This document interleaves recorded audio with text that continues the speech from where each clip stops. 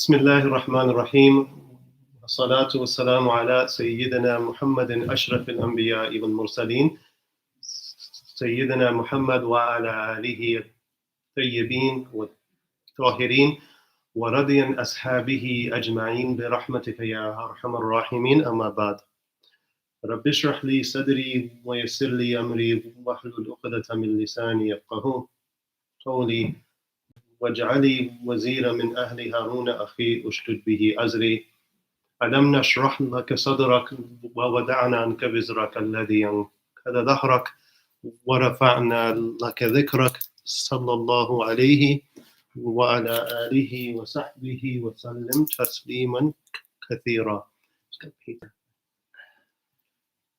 أما بعد وأما الآن. Welcome back, everyone, and I appreciate your patience. And inshallah, we hope to continue from where we left off to some extent. And so I'll say a few words about the structure of today's talk. I'd like to have a guided meditation in it as well, inshallah. And we will. So I'm going to give an overview of what we intend to actually try to do.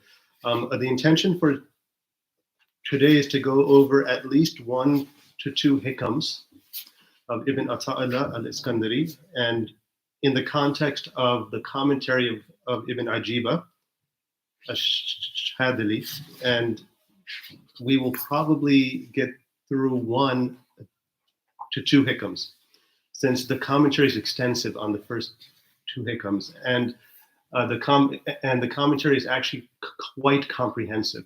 So here and there, I will add some insights that may bring it home in a particular way, inshallah. So that's the intention. And so the overall theme for today is that we're transitioning from defining what is Sufism, what is Islamic spirituality, to moving to the space of practical Sufism, of what in the tradition is called ilmul mu'amalat. So in the Islamic sacred law, there is a discipline of sacred law that's also called mu'amalat. Hope everyone's all right. And that is a part of the sacred law where one deals with transactions, or what I like to call more interactions with other human beings, how to behave and how to hold yourself, and what to understand regarding the divine will of our interacting with other human beings. So the ilm, the mu'amalat is one subsection or category of the sacred law. There's also there's ibadat, the fiqh of worship, for example, and the fiqh of interactions, transactions. When we speak in Sufism, Islamic spirituality, of mu'amalat, ilm al-mu'amalat, we're speaking of what I'm calling practical Sufism. It is the knowledge of the ethics and the practices of Sufism, of Islamic spirituality, right? And putting into practice what the definitions of Sufism are about, right? So we just reviewed in the first couple of lectures what is Sufism. We defined it. We looked at its origins. We spoke about its attributes. We spoke about its subject matter and its excellence in its relationship to the other sacred sciences of Islam. And now, once we understand that, as we do, inshallah, now to some extent, the famous phrase, now what? So now what do we do? Now we understand what Sufism is, to some extent. But do you really understand it? So the next step is to apply, or to do, is to actually do the work of Sufism, is to actually taste it. As it was said at the end of that introduction in the Hikam of Ibn Ajiba, that Sufism finally is not talk and prattle and writings. It's not found in books. It's found in connection of your own inner spiritual work with spiritual companionship with a guide or a teacher who has arrived at this station of realization, self-realization, God realization, or God awareness, and has embodied it very beautifully, in ihsan and very prophetically. It's in connection with such individuals that one begins actually tasting of the realities of Sufism. So, ilm al-mu'amalat in Sufism is about this. It's about the knowledge of the practices of Sufism. So in other words, it is practical Sufism. Another category of Sufism or of Islamic spirituality is ilm al-kashafat, or ilm al-kashf, the science of unveiling or unveilings. This particular subset of Sufism is arguably a bit more controversial in the sense that there's ikhtilaf more on the matters of unveilings and how to understand it, the unveilings of the Sufis, right? For what it's worth, you have certain Muslim factions or perspectives that do not even accept the possibility of ilham, of spiritual inspiration, that can arise on the heart of a human being, stating that no one is that masum anymore, or no one is that pure. The only ones who had this were the prophets, alayhimus salam. So there's a category of Muslims, and for reasons, they have their reasons, that they believe that this is no longer a category, even if they would confer or accept that that ilham has been received even in the Quranic narratives by potentially non-prophets. But the traditional and majority opinion of Ahl Sunnah wal Jama'ah is that ilham is indeed possible, and it is what one could say is arguably the birthright of human beings, of the human heart, of the spiritual heart. And if you do not accept ilham, then anything having to do with the mukashafat, the unveilings of those who have embodied and have and are perpetual in their state of the remembrance of God, then you cannot even accept any of that if you do not accept, ilham.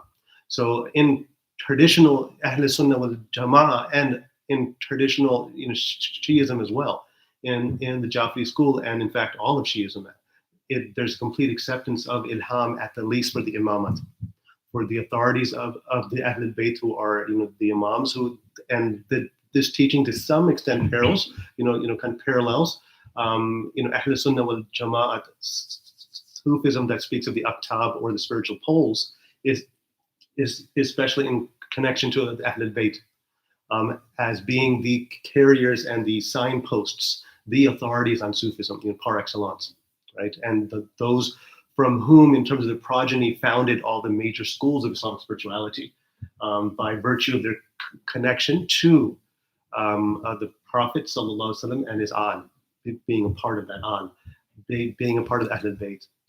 Right?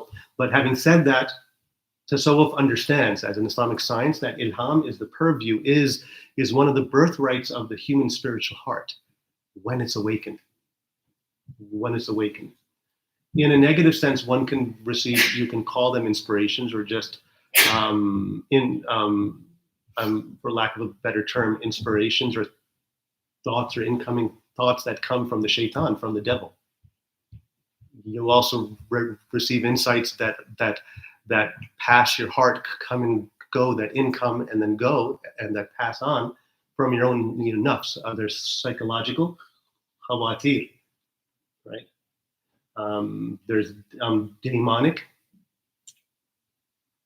thoughts or insinuations. That's the word I was looking for, insinuations. And there's kind of psychological suggestions that your own self-narrative, your hadith and nafs, transpires, like these things occur upon the heart, even if we're not aware that they're actually arising on the heart. They're coming in and they're leaving. And depending on how absorbed we are in it, we might not even realize one thought has come and then it's left, and then another thought has risen. And this is precisely the program of Islamic spirituality, to actually penetrate your being with perpetual dhikr of Allah subhanahu wa ta'ala, so that you awaken your heart. Much of Sufism is about awakening the spiritual organ of perception that is the heart. And the practices of the adhkar, the dhikr of Allah subhanahu wa ta'ala, they awaken your heart by the permission of Allah. What also helps awaken it, or what helps you arrive at the least at the center of your being, at your heart, is the refinement of your nafs, tazkiyah to nafs.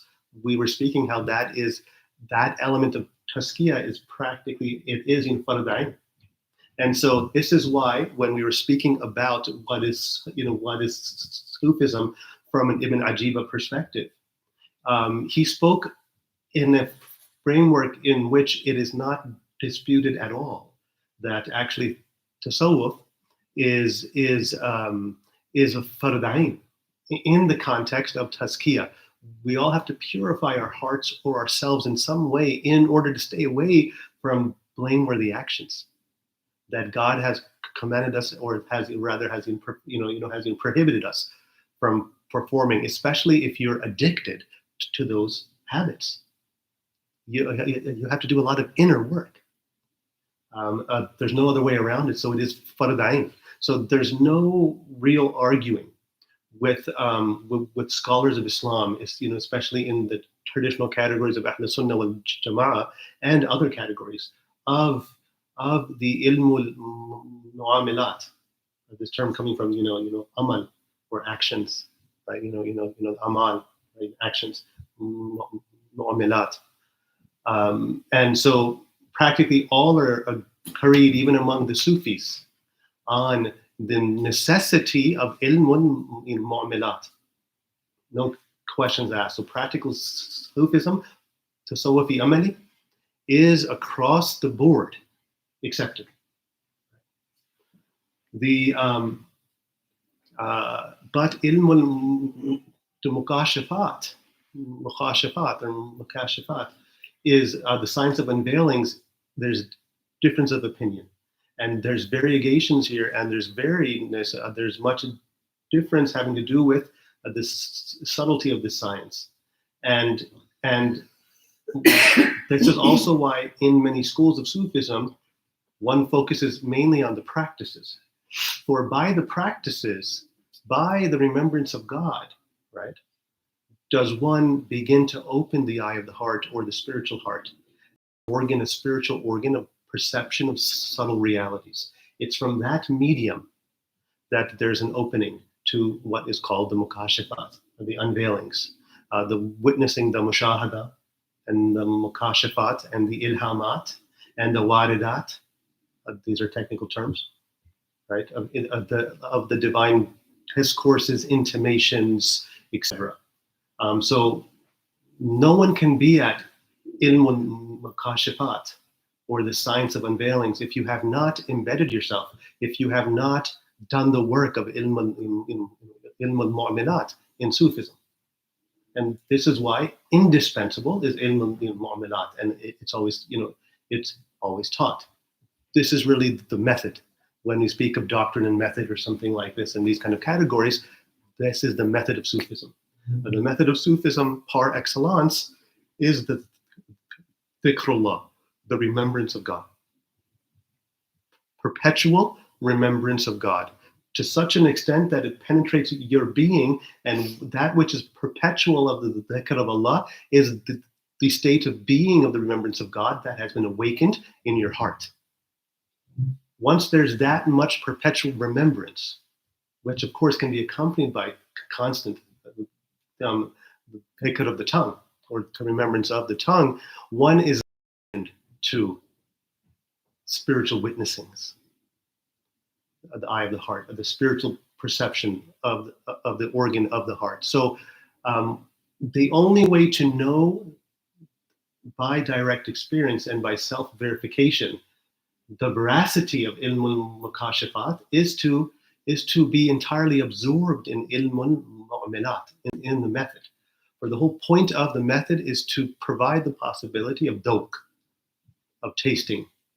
This is the whole purpose of Sufism, as even Ibn Ajiba states, and as in the Ihya al-Ulumuddin, or actually in Imam al-Ghazali's the Munkid min al-Dalal, where he speaks of in his spiritual autobiography that I befriended the Sufis because I wanted direct experience of God, knowledge of God by direct experience. So the only way to taste this is to do the work.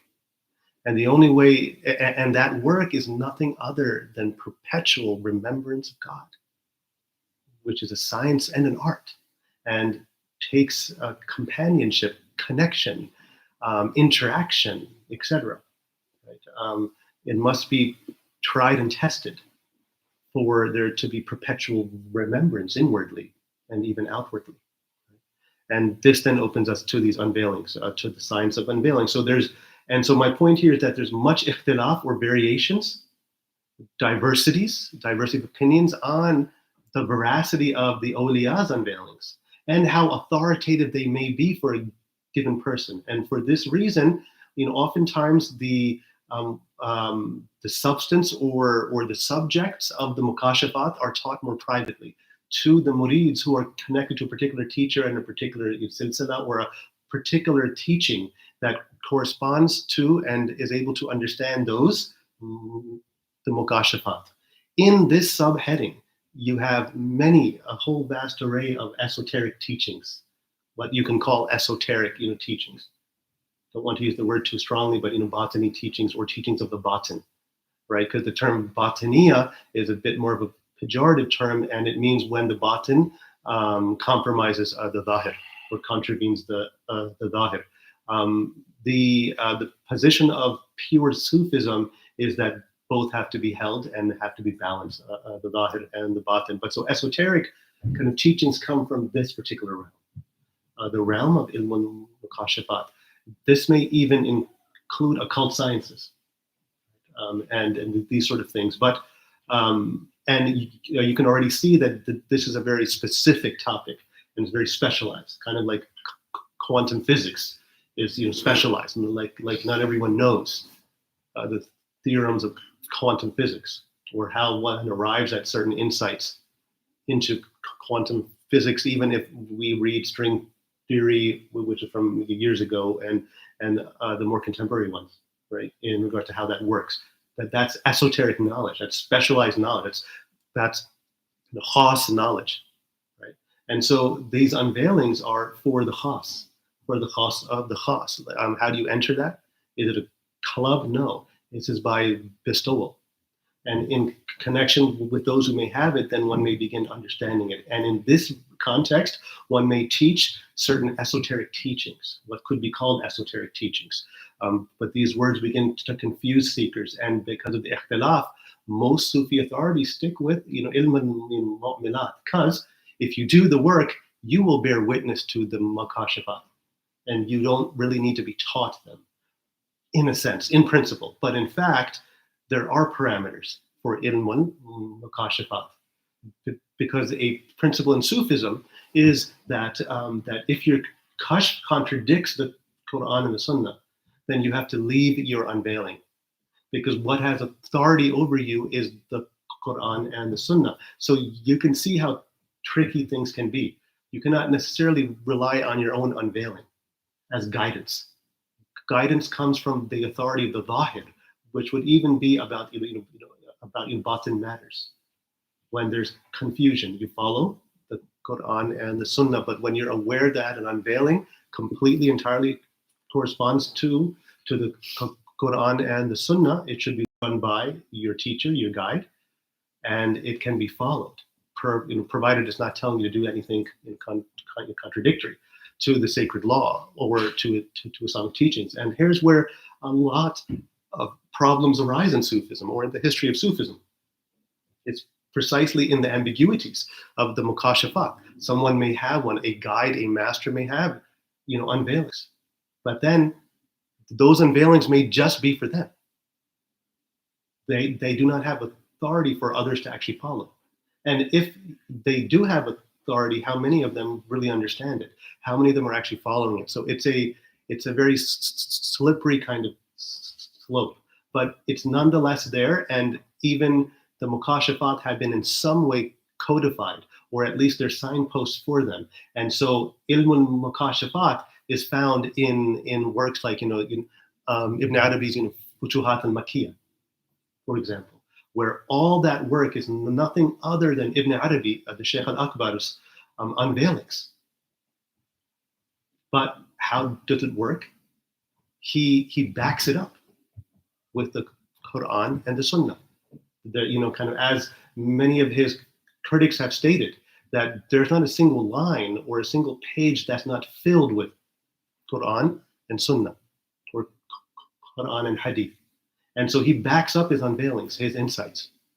But even then, it's hard to follow him.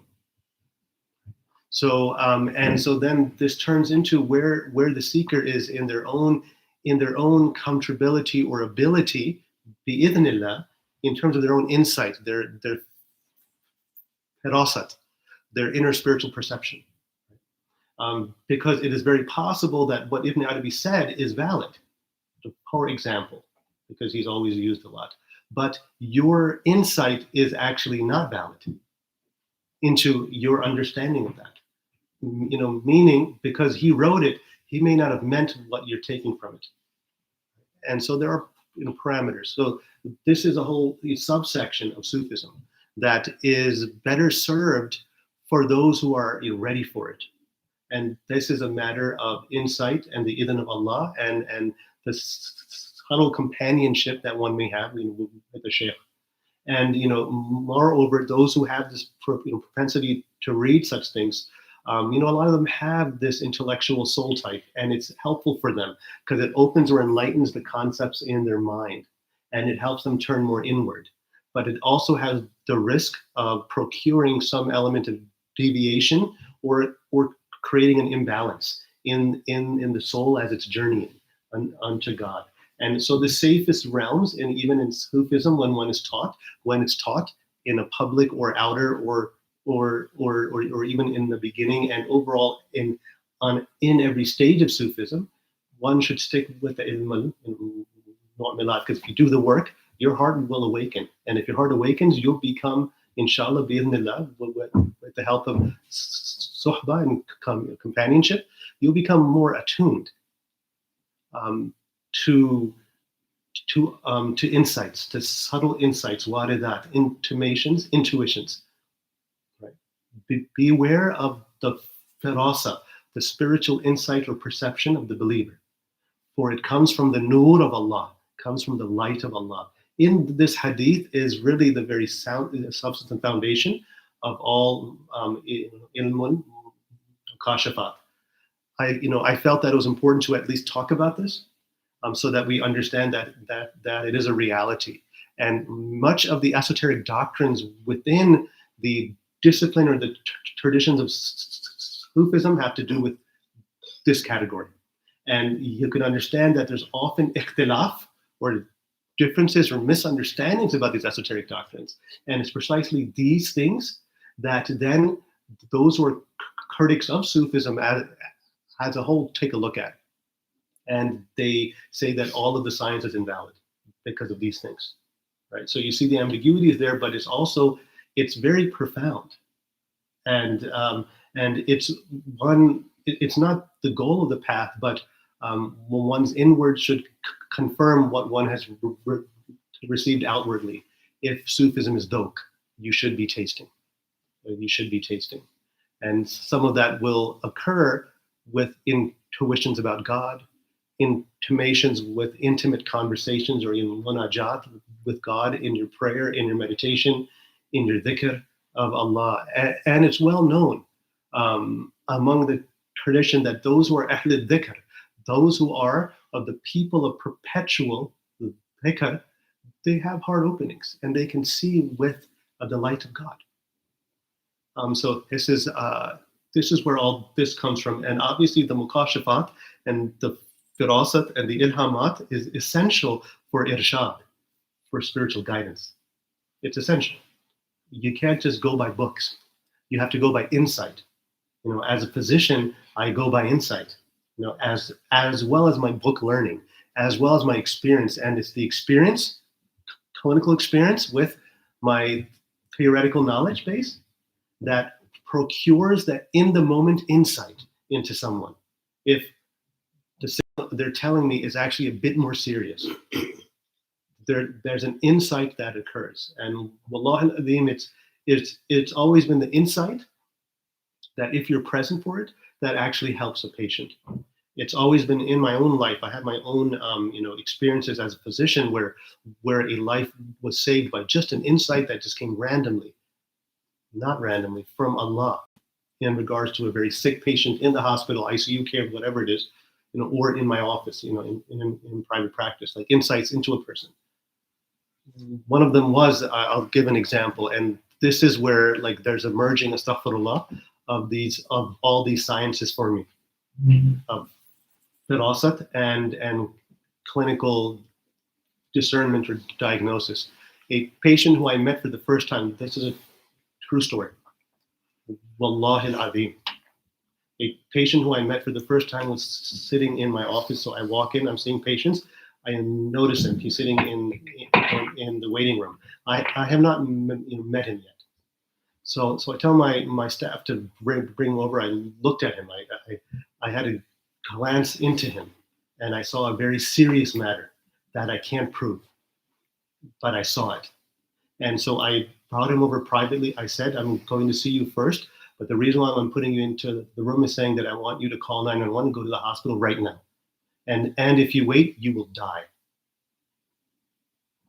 And I hate to say that. I'm meeting you for the first time, but this is a very serious matter. I will be unable to entirely explain myself, but what you will find is that your blood count is extremely low. And then he said, wow, that's amazing. I came here because my dentist told me that I was having some bleeding in my gums. And I saw this on his face without seeing his mouth. And I sent him immediately. And his blood count was the lowest I've ever seen in my life. And he lived, and he still sees me to this day. And he only sees me because he feels he's in debt. And that is from Allah subhanahu wa ta'ala. That insight, that firasa, and that came. And I know that other physicians have these insights. There's this kind of statement, it's in the twinkle of the eye of the patient. One can just get an assessment right there and then as you walk into the room, if they're sick, if they're turning around or not. And that twinkle is really, subhanAllah, this is kashf. This is ilham that God places into the heart of the physician because God is doing the healing. So you're just there to be the companion. The rajulun, rafiq. According to the hadith of the Prophet ﷺ, that God is my physician and you, O physician, are my companion, my gentle, serving companion. So all the more so in Sufism and irshad or in spirituality, the guide sees with firasat, with insight into the murid.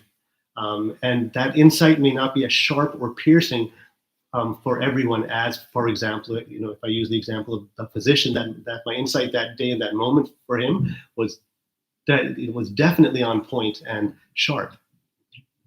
But it may not be the case for some other patient that same day or something else. It's just the way God works in that.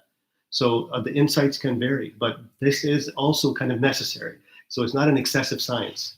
It's real. It occurs. So all of that is important. So I wanted to say that and to make that kind of point. And then we'll move forward now and speak about ilm and mu'amalat. But I'd like to do a guided meditation, inshallah, first. Very simple. We'll just do 5 to 10 minutes maximum, so that we don't waste that much time. But I wanted to outline these two important kind of sections or subjects, disciplines of Sufism, right? Ilm al-mu'amalat and ilm al-kashafat. And this is why the tradition, the things that they say or that they speak of for the ilm al-kashafat are always often backed up with the Quran and the Sunnah, but even then it's very subtle and it's not always understood. I'll give a final example of that.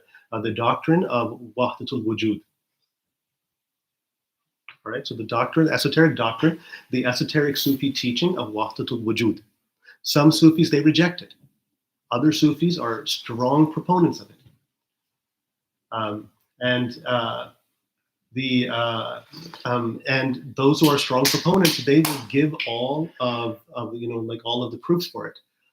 But even then, to really understand what is wujud, that has to be a kind of intellectual intuition and a spiritual intuition, where you will not hit it. The oneness of being, like, does this mean everything is God?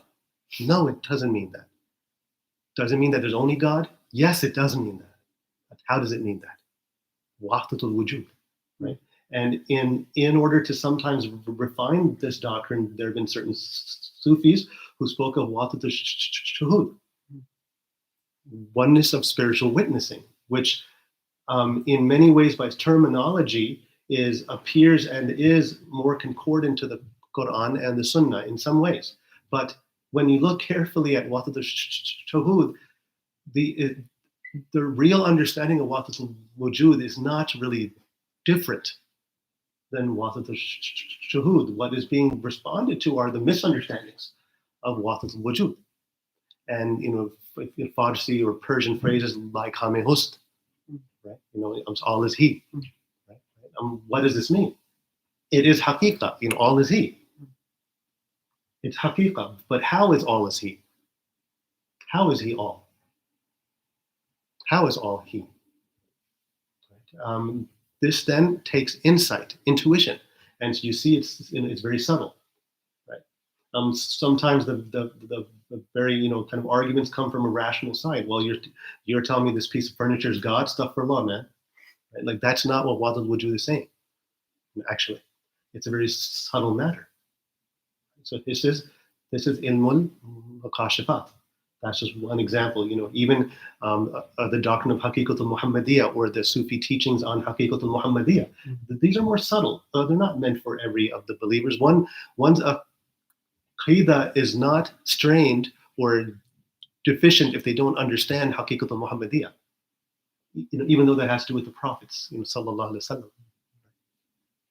Although the ones who understand Haqiqatul Muhammadiyah, or who have witnessed it in some way, by some kind of tasting, it reinforces and strengthens the aqidah or the doctrines, what the doctrines are saying. Right? But it's not meant for everyone. So, and so forth. There's many subset sciences like this. Certain occult sciences or the insights, esoteric insights, right? There's certain schools that emphasize certain esoteric points of view that are not meant for everyone. Right? And sometimes they're combated in public discourse. But those who have insight, those doctrines or those teachings, usually give them a profound ilmul yaqeen, or knowledge of certainty, to turn towards method and even enter Islam and Sufism. This is really their purpose. And it's meant for them and not necessarily for others. So I just wanted to say these things about these two sciences. And let's now turn to, let's do a guided meditation, inshallah. And this guided meditation will be a bit more subtle, but we will come out and we will begin invoking Allah's name. So if you notice, we did the first guided meditation on Muraqaba, then we did Astaghfirullah, and then we did Allahumma salli ala Sayyidina Muhammad, and then we did a guided meditation on La ilaha illallah. And now we're going to do a guided meditation on the supreme name, Allah. Right? But we're going to start in silence, inshallah. So everyone, try to be comfortable.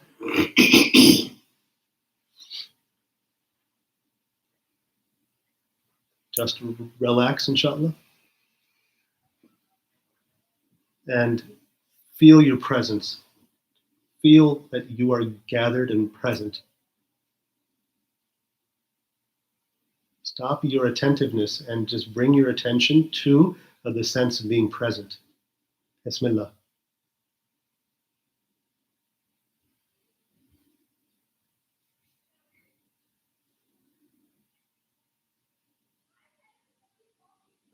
When you feel a bit more gathered and perhaps even still, bring some awareness or attention to the sensing of the blessings of the breath.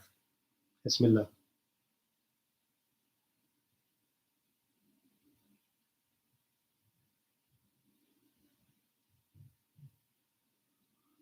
At the in-breath, slightly straighten your spine.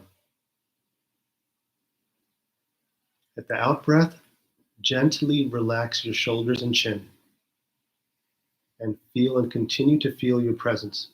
In breath, straighten the spine. And out breath, gently relax your shoulders and chin. Continue this.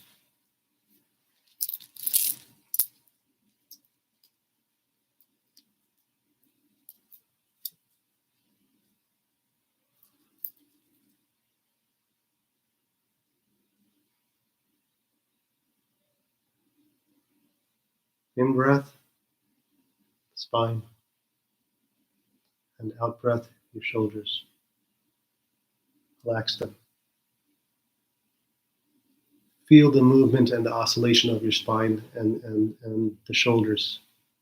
If the tailbone is not planted on the ground, in your sitting position, you'll be able to do the in-breath and straighten a bit, and then the out-breath, relax the shoulders and tuck slightly, relax the chin.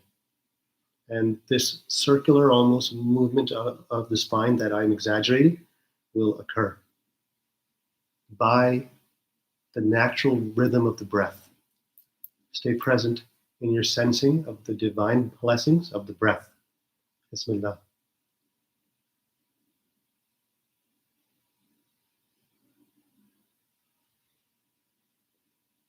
If you get caught in any outward sensations or sounds, or any inward thoughts or feelings, simply when you become aware of this, bring your attention back to the sensing of the breath and simply being present for yourself and for God.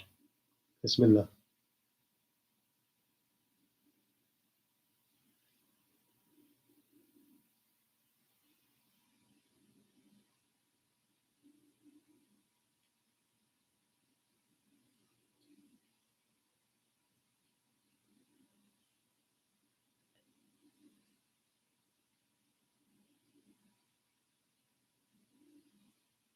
Now, as you breathe in and out, try to be a bit more still.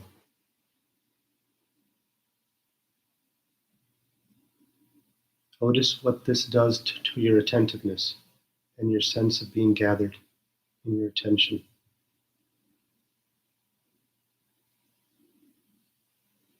Try to do this now in a more relaxing way.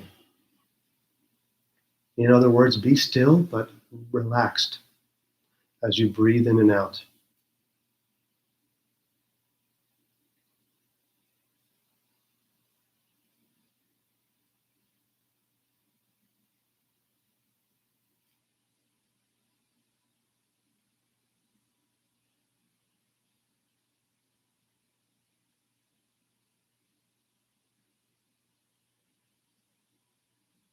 Notice that there is something in you that is inherently still, that is still enough to notice your stillness.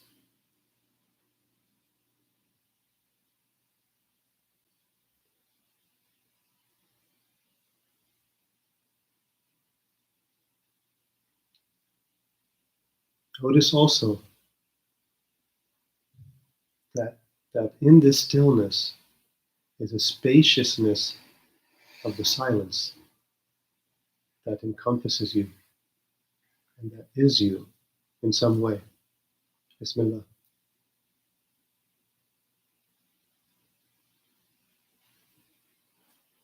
Even as you may move some of your body parts or your body, notice that there is something as you and in you that is always still.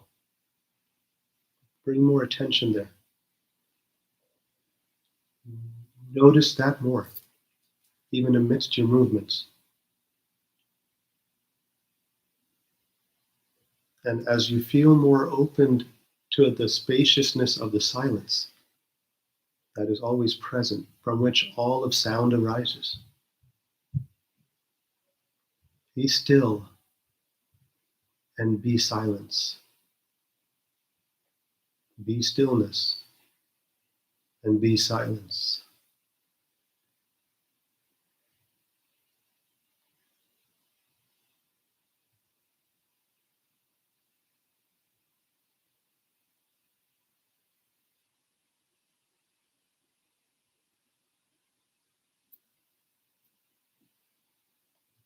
When we are still and silent,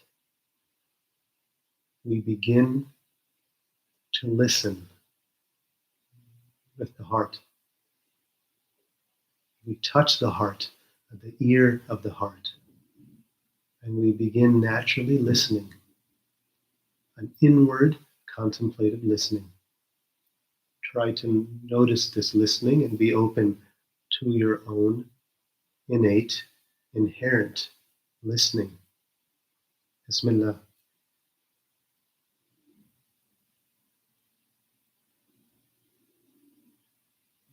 With this listening, we can listen to the sounds outside of us. With this listening, we can listen to the sensations on our body and how they make us feel. With this listening, we can listen to and even silence our incoming thoughts. By this stillness and silence that is listening, we are open to all that arises. We are in a place of pure acceptance of whatever arises by the decree of Allah, by the qadr of Allah, in our present moment, in our waqt with Allah.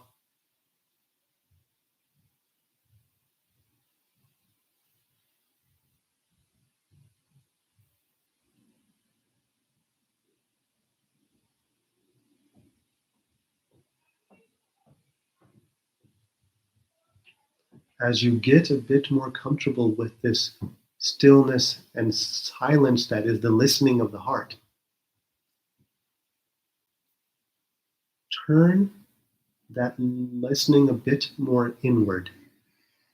In other words, bring more attentive listening to not just or simply the sensations on the body or the space around you, but to something more subtle. Relax a little bit more inwards and turn the listening inwards and try to listen to the inward call of Allah.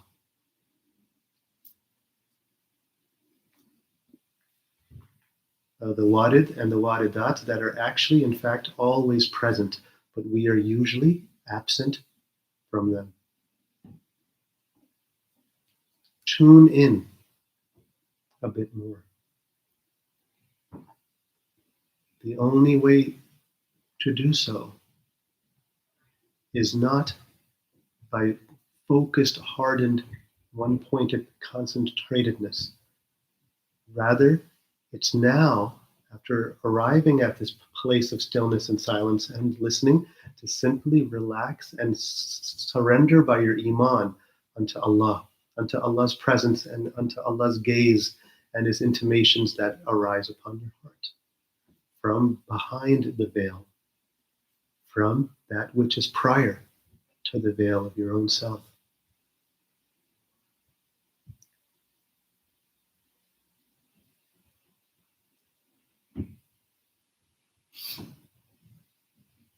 As you stay listening from here, align this innate inward facing listening to your breath. And with this, begin listening to the name of Allah, its invocation, its dhikr as it arises from your heart of hearts, from your own sir, from your inmost heart. Bismillah.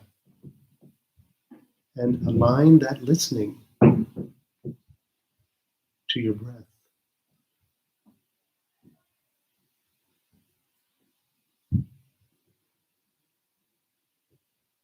When you begin to feel comfortable in this actual listening of the supreme name, of Allah's invocation of His name arising within your heart, then join this with the invocation, the slightly loud invocation or slightly aloud invocation of the tongue. Bismillah.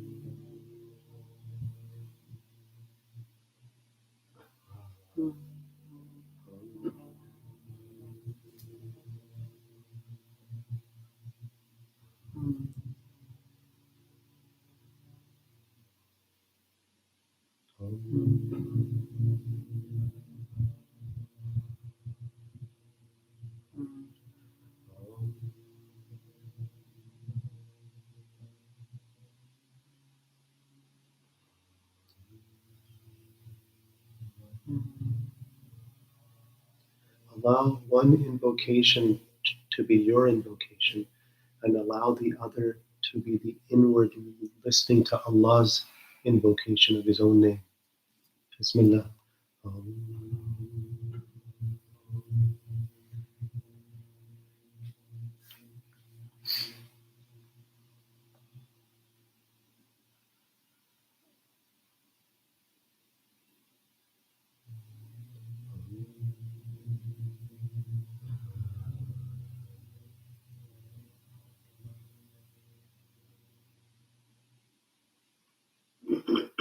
And now begin whispering your invocation and discover its alignment with the inner invocation.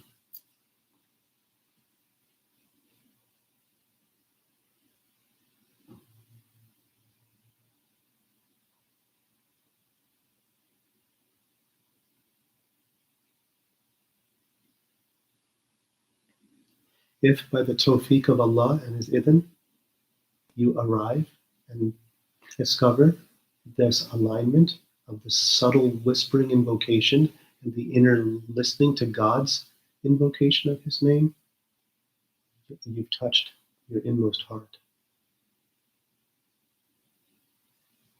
your sir. Even for a moment, with the permission of Allah and the idhn of His ism, His name.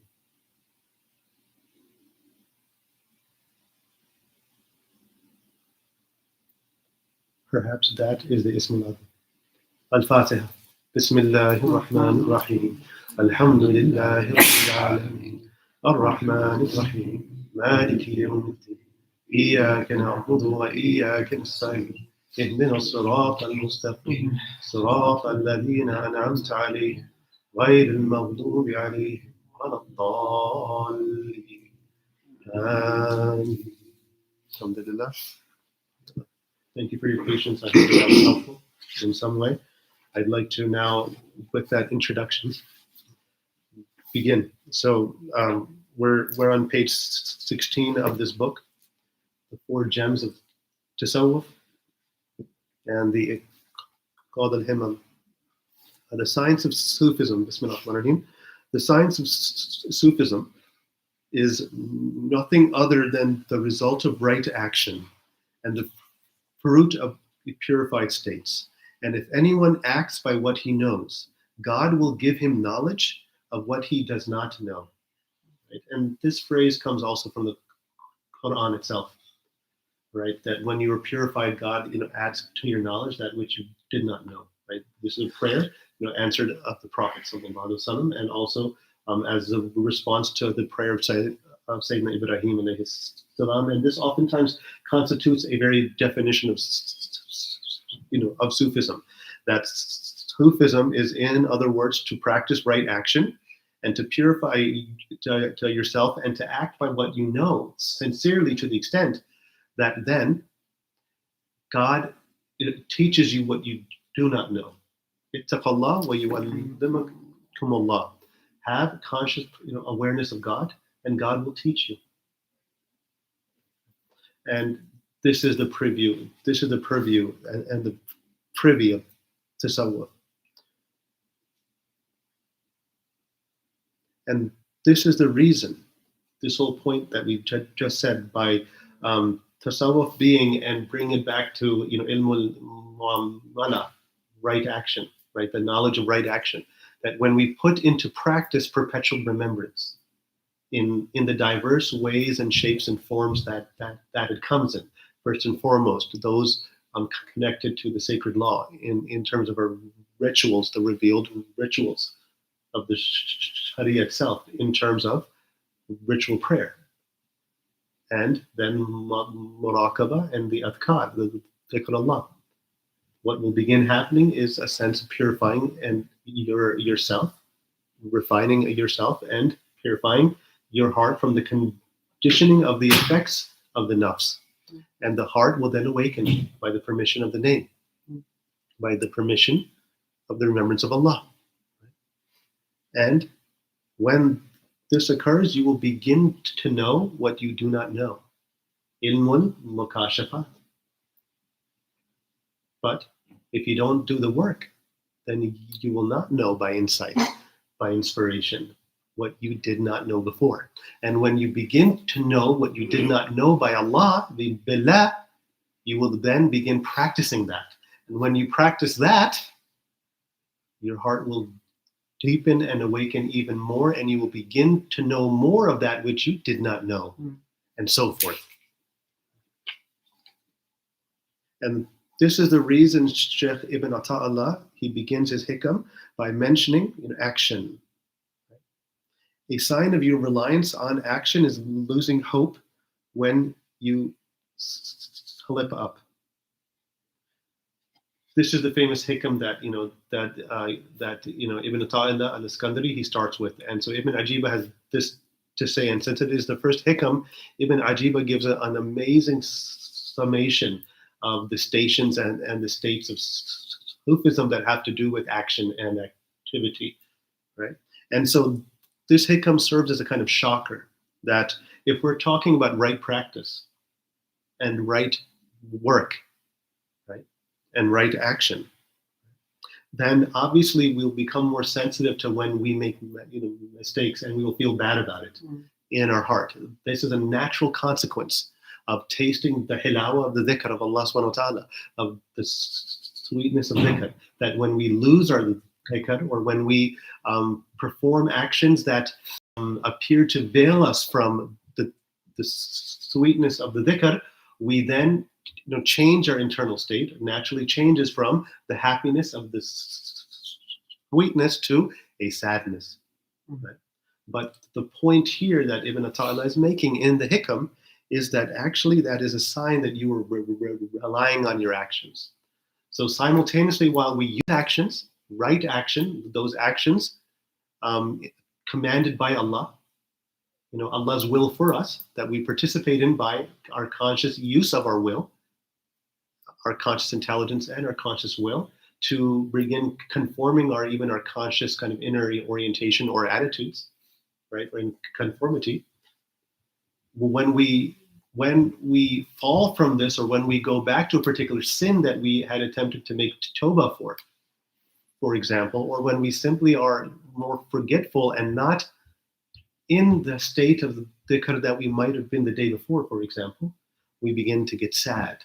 And so this Hikam is there for all of us, the sincere, murideen, and the muridun who are on the path of irada, seeking Allah by spiritual aspiration, by our will. We are reminded that sadness comes from actually a lack of real knowledge of the affair. We have ended up relying on our own work, on our own practice, rather than relying on Allah amidst the practice. And so this Hikam is a very beautiful kind of Zen cone-like shocker, which kind of shocks the sincere aspirant, that it's not about not doing or not doing any spiritual action or works. It's about reorienting your awareness of the source of that. And when we understand this, we begin to have more of a ma'rifah of Allah, and we begin to combine that with a surrendering, a taslim. And this then opens us and transitions us from the beginning, especially in the path of the Shadalis, but I would say all of Islamic spirituality, but specifically it's really heightened, or it's emphasized in the Shadali path, that ours is a path of reliance on God, not self-reliance. In other words, the starting point of tasawwuf, even of Islam, is not you. It's God. It's your awareness of Allah.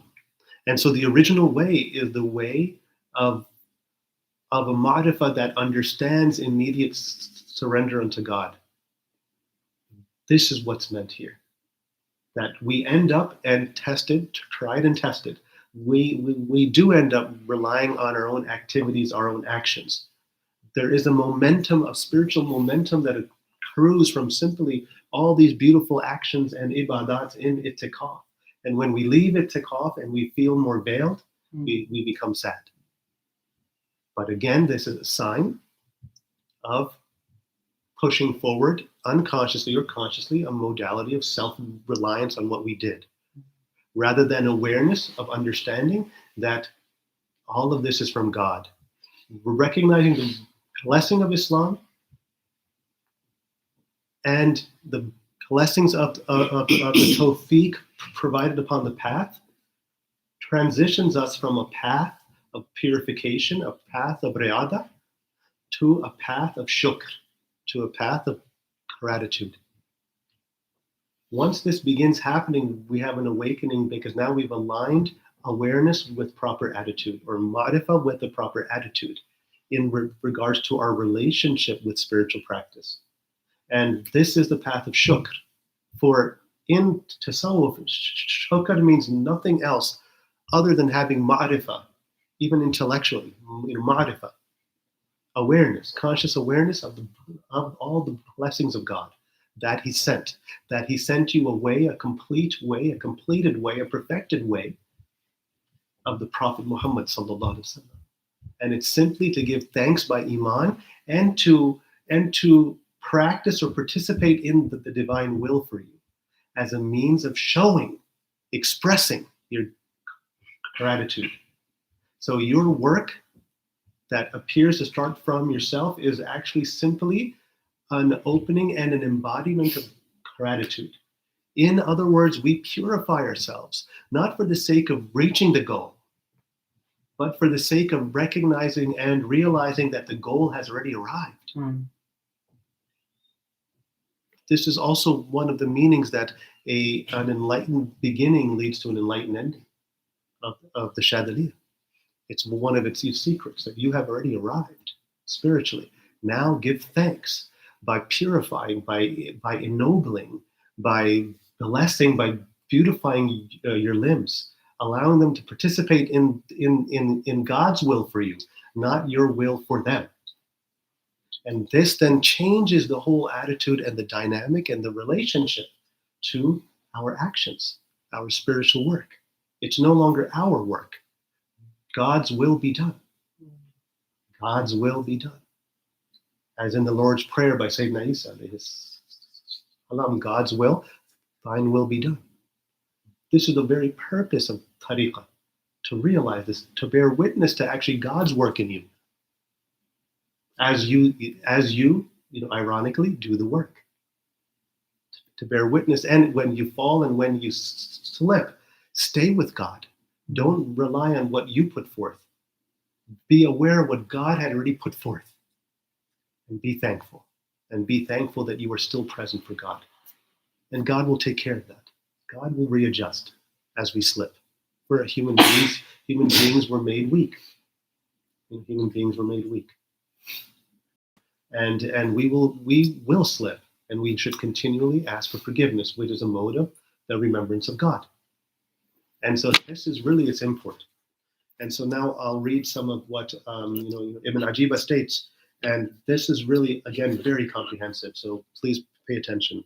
And I know I've hit, I'm at the hour, and I guess we started actually at 11:15.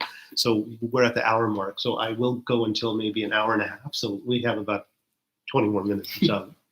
Some of you have me for later, so that'll be a lot of fun, maybe. All right. Bismillah ar-Rahman ar-Rahim. A sign of your reliance on action is losing hope when you slip. Bismillah. Reliance on a thing means to depend on it and to put your trust in it. Actions can be either movements of the heart, the harakat of the qalb. The actions can either be movements of the heart or of the body. As in when you take the shahada from your tongue, as in when you pray, right?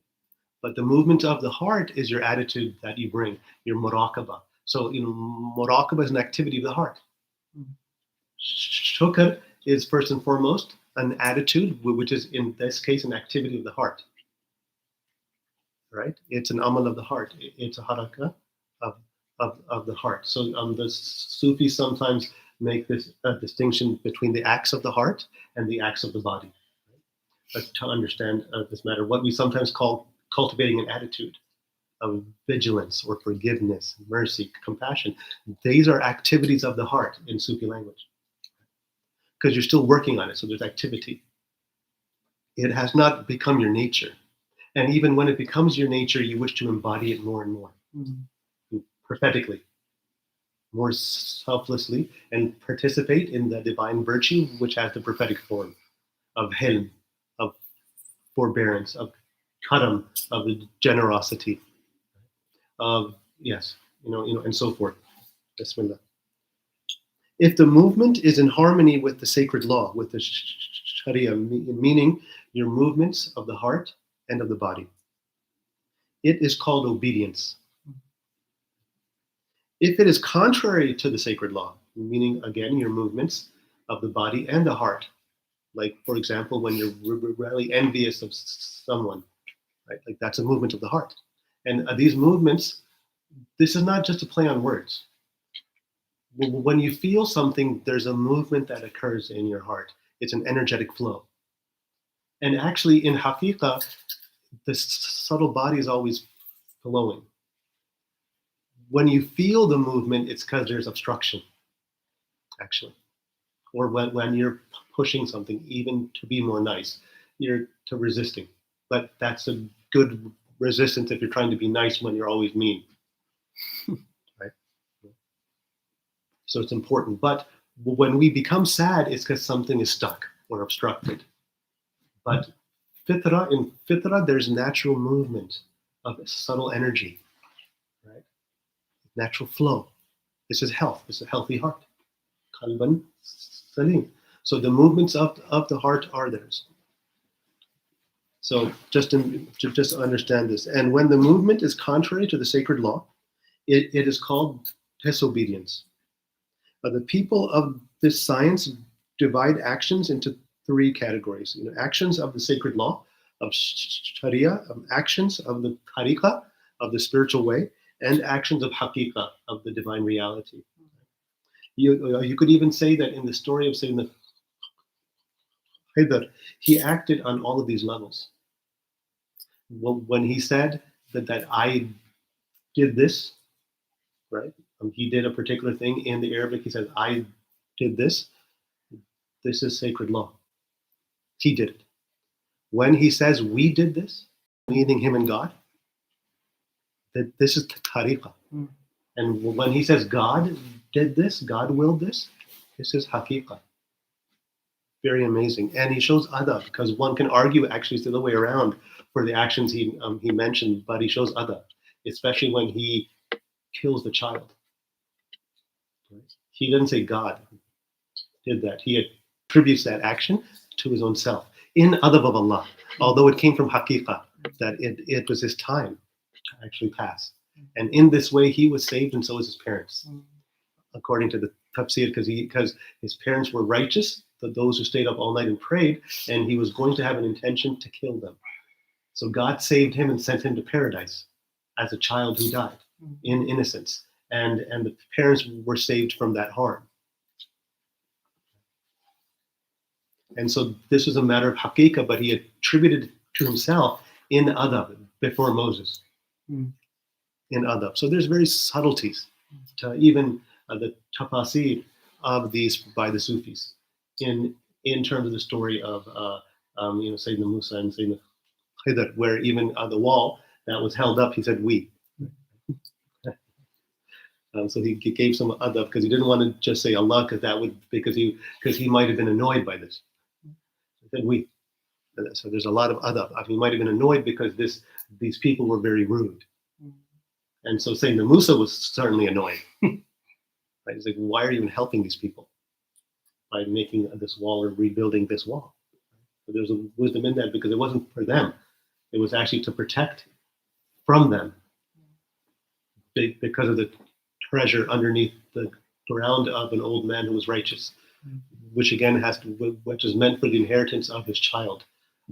Again, a profound analogy to many other things, a profound symbolism to the inheritance and the wiratha of the awliya, and how God protects for their inheritors to receive what is meant for them of the sir, of the Shaykh, etc. Okay. This can be rephrased in terms of the actions, divided into the three categories of Sharia, sacred law, tariqah, spiritual way, and haqiqah, the divine reality. This can be rephrased as actions of Islam, or Sharia, actions of Iman, or tariqah, and actions of Ihsan, or haqiqah, which then is taken from the hadith of Jibreel, right, on ma'al Islam, ma'al Iman, ma'al Ihsan. In one riwayah, what is Iman first, and then Islam and Ihsan. Allah Ta'ala alam. Or actions of worship, actions of servanthood, and actions of pure servanthood or slavehood, which is freedom. Or you might say actions of the people at the beginning of the path, actions of the people in the middle of the path, and actions of the people at the end of the path. This is just mastery, and how he's in doing this. It's really amazing. And so he brings it to this level of those who are like the novices or aspirants at the beginning of the path, right? Who do in their works, they attribute them to their own selves until they hit walls. Then they begin understanding what's the real affair. And so Ibn Ata'iLlah is trying to help you get from the beginning to at least the middle. The sacred law is that you worship Allah. Tariqah, spiritual way, is that you aim for Allah. And haqiqah is that you witness Allah. This can be summarized as the three journeys. The journey towards God, sacred law. Sayr Allah. Sayr fillah. The journey in God is tariqah. Those who struggle in us, says the verse, we shall surely guide them to our paths. Subulana. So these sabils, right? These are tariqas. And you're struggling in God. Fillah. Right? In connection to the realized teacher, you're wayfaring in God by the connection to the silsila and the heart of the teacher, which was where the two seas meet, where Moses met his teacher. He met him in his heart, in the sacred heart, of the sea of the outward and the sea of the inward, in the isthmus. There was always barzaks mentioned in Surah Al-Kahf, for example. This is a whole other kind of topic, right? The barzakh, the dream state, and the sleep state for the people of the cave. The barzakh of the meeting of the two seas. The barzakh of the barrier of the Qarnayn. There's so much, and these are the three journeys towards God in asceticism by seeking refuge and retreating from civilization or your world into the mountain. Then seeking the guide in God, the journey in God now. And then with the permission and the idhn of Allah, conquering the world in God's name, meaning your world, the third journey. This is Sharia, Tariqah, and Haqiqah. You could also say that sacred law is putting the outward right. Tariqah is putting the inward right. And Haqiqah is putting the secret right. Very beautiful. So he now introduces the word sir, right? Something more subtle than the inward. So if your inward is your heart, the sir is your inmost self. What we touched, bi'idhnillah, in the guided meditation at the end. Your sir. Your secret with your Lord. And God's secret with you. putting the limbs, meaning the 7 limbs of the ears, the eyes, the tongue, the hands, the stomach, the genitalia, 6, and the feet, 7. Putting the 7 limbs in check, right, is achieved by 3 things. Tawbah, sincere repentance. Taqwa, an active fear and awe of Allah. And istiqamah, steadfastness.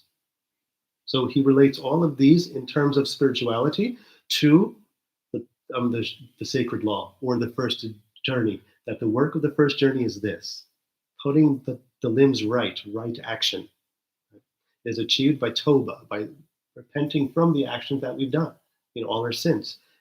Taqwa, then from this, rediscovering and awakening to a conscientious awareness of God. And then istiqamah, having steadfastness with this newfound conscious presence with God. All this work is the work of the first journey of tawbah, taqwa, istiqamah. And it is the work of the spiritual station of Islam. Now we're a bit more subtle here. We just don't mean outward Islam for everyone, although everyone should strive to struggle with this. But this is the first struggle of tariqah, the first stage of those at the beginning of the path. And then those at the middle of the path. So we have the awam, and then the khas, and then the khas al-khas, those at the end of the path, right? The special of the special, or the elite of the elite. Now, so he says that putting the outward limbs, the 7 limbs, is achieved by these. Now he's giving this rule of 3s that I love. I love his rule of 3s. This is where I always resonated in, I always teach in a rule of 3s. And I very much so resonate with Shaykh Ibn Ajibah, because he uses this rule of 3. So pay attention to the rule of 3s. We already have it in Islam, Iman, Ihsan. In the path of those at the beginning, the path of those in the middle, the path of those at the end, the path of right action, or sacred law, tariqah and haqiqah. The path of right action of the limbs. Now, hear this. And we have a 3 in that. Tawbah, taqwa, istiqamah. Then, putting the heart right. This is the second of 3. So the first is the limbs. Putting the limbs right. Now, putting the heart right entails another tripartite. Is achieved by 3 things. Ikhlas, sincerity. Sidq, truthfulness. You could also say here, transparency between the outer and the inner. And tuma'nina, tranquility. These all relate to the heart. And they're all stages that one works on as stations of the heart, of the work of the heart. We have the work of the limbs. Tawbah, taqwa, istiqamah. These directly correspond to the heart, In ikhlas, sidqiyah, and tuma'nina. I'm saying that right. Tuma'nina. So know this, so pay attention. The rule of 3s. Now, the third of 3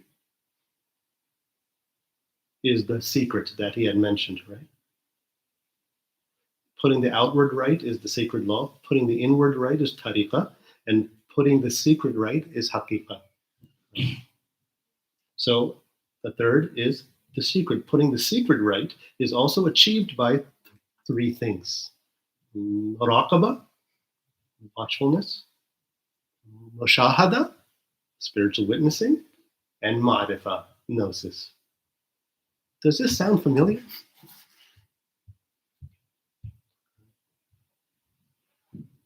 So the work of the secret, or your secret with God, begins with ma'rifah.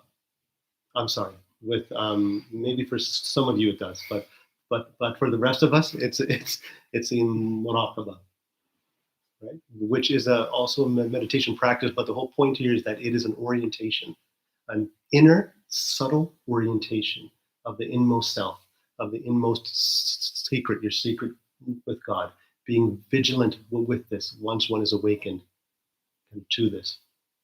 So the work of this, of the secret of the sir with Allah, is first and foremost Muraqaba. This will eventually bring you to mushahada. And this will then eventually bring you to ma'rifah. And it's all occurring on the same locus of awareness. That is the inmost heart self. Your sir with Allah. So you can see that all of these are aligned. The outer limbs, the three things, tawbah, taqwa, istiqamah. But you're working primarily on that outer level to fix actions, to fix your acts. Then you go a little bit more subtle. You're fixing certain attitudes. You're being more sincere. You're working with intentions. Being more sincere. Being more truthfully transparent. Being one way all the time. Your outward, rather your inward is matching your outward is matching more your inward. That we're not just in presence when we pray or when we're in a gathering. That you don't just have hudur when you're in a gathering or when you're in your khalwa. And the moment you walk out, you have this argument and you're back in, this realm. You actually have a transparency that you remain somehow in your center. This is sidqiyah, as you deal with the matter more beautifully. So we're all not perfect, so I'm not saying that, but I'm saying this is the activity, this is actually your mujahada at that level. And then you have tranquility of the heart, where it's actually at peace finally.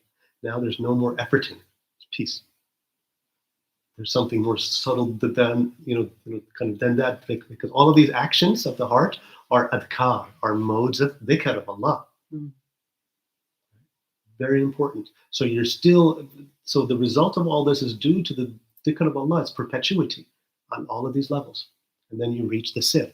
You awaken, as I said, it's a spiritual organ that's your awakening. You begin awakening it when you work on the limbs. You deepen it when you are working with the heart. And you are enlightened with it as you work with the sir. But what's happening in this whole time is perpetual dhikr. Perpetual dhikr. And so the sir here is achieved by the muraqaba, the mushahada, and ma'rifah is the final consequence of getting your sir right. That it functions to open you to ma'rifah. So in tasawwuf, in Islamic spirituality, there's a beautiful saying that I don't want to butcher the saying, but the saying is something to the effect of the organ awakens. The organ of the heart awakens when you use it.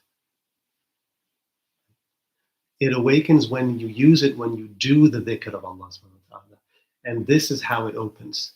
And it is your birthright, because it's shut at your birth in this life. So we have in medicine, sorry for the medical analogies, but congenital anomalies of the heart, where a part of the membrane of the middle, very ironically, one of these is the congenital membrane of the middle of the heart, of VSD or something, the ventriculoseptal defect, or the patent ductus arteriosus. Well, let me go to stay at the VSD. It shuts. Okay? And this is a membrane that's supposed to, the defect is that it stays open. And this then, as you breathe and as you circulate, the blood causes high pressures in your heart membranes. Long story short, my only point here is that by analogy or by symbolism, when we are born, we have a congenital defect, a congenital spiritual heart defect. It's darkened in some way. It may not be as a child. You may be in fitrah, but it hasn't fully awakened because you're not an adult. So just as the aql or the intellect is awakened, the heart is awakened by practice, by spiritual practice, by the Fikr of Allah. Okay. Let me finish this paragraph and we'll stop here because we've hit the hour and a half mark. Although, mashallah, there's a lot of barakah I'm feeling from all of you and from your sincerity, your sidq tawajjuh. your sincere directedness. Right? And this is the point of Sufism, and one of the things I wanted to actually start with, but I did not, and I'm happy I said this now, was that the point of the ilm al-mu'amalat is to put into practice this sincere directedness. And how do you direct yourself sincerely towards God? By perpetual remembrance of God. And this is what this is all about. Okay. Coming back. So you could also say that putting the outward right is by avoidance of that which is prohibited by the sacred law, and obedience to what is commanded by Allah. Putting the inward right is by ridding oneself of vices and adorning oneself with virtues. That kind of language sounds very familiar, huh? Ridding oneself of the vices and adorning the virtues. Like, Allah, the text of Shaykh Isa radiallahu anh. And putting the secret right, which is the ruh in general, but in specific, your secret with Allah. I'm going to make that specification because this gets confusing in terminology, which is by abasing it, meaning your secret or the ruh, breaking it until it is disciplined and content with adab, with God, humility and good character. He's being a bit harsh here, but and he's using the sir in its general sense, right? Because what veils that sir is the nafs, and all of this is occurring in the same locus of selfhood. So the nafs has eclipsed, has blocked over your heart. That is the congenital defect. And the work of the path is to purify yourself from this defect so that your heart can awaken and shine and align with God. This is his purpose. And humility, breaking it until it is disciplined and content with adab, humility and good character. Know that we are speaking about the actions necessary for purifying the limbs, the heart, and the ruh, or the secret. And they have already been specified for each category, as he's mentioned. You see how logical he is, but how profound he is. Really amazing. As for knowledge and gnosis, they are the fruits of purification and refinement, purification of the heart and refinement of the nafs.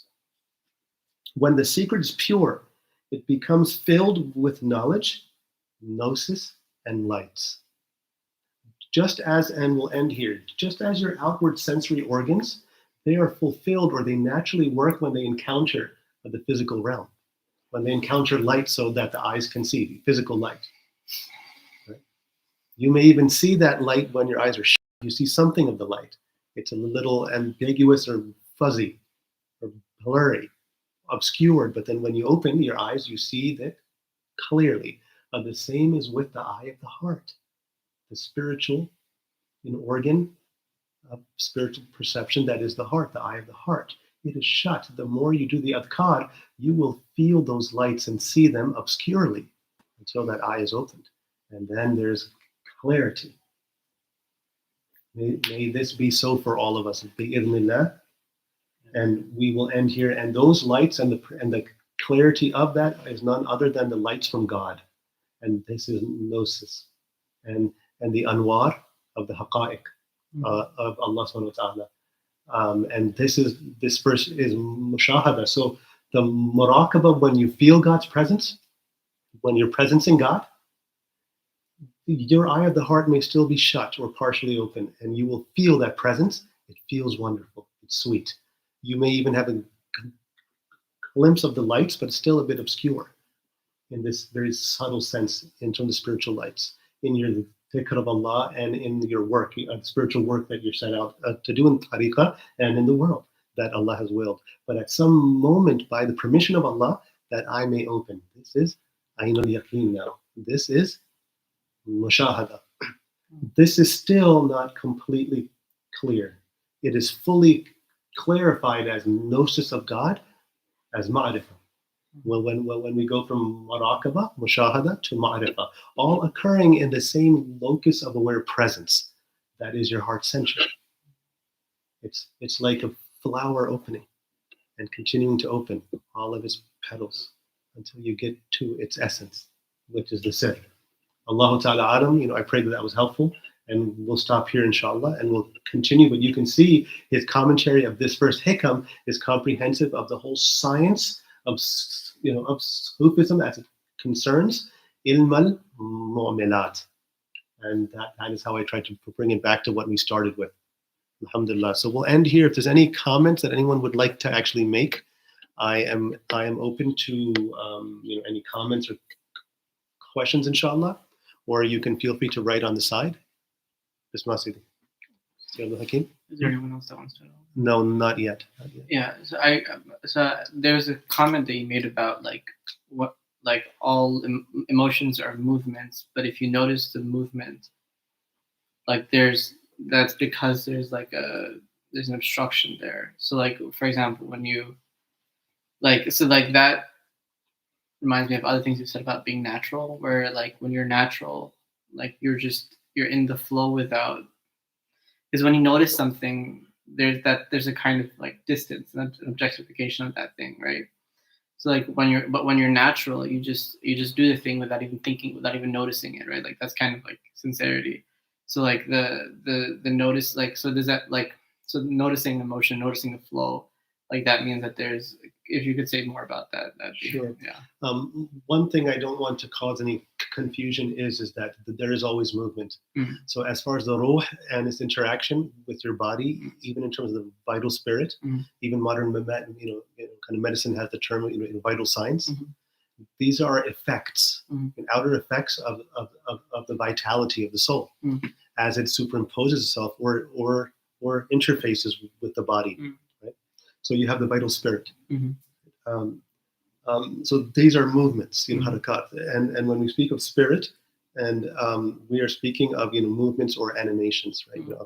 So the first time that you may notice a movement of the heart is when it stops or when there's an obstruction. Mm-hmm. Something occurs there that brings it to your attention. But what's actually always occurring is a flow. Mm-hmm. Just like what is always occurring is circulation and flow.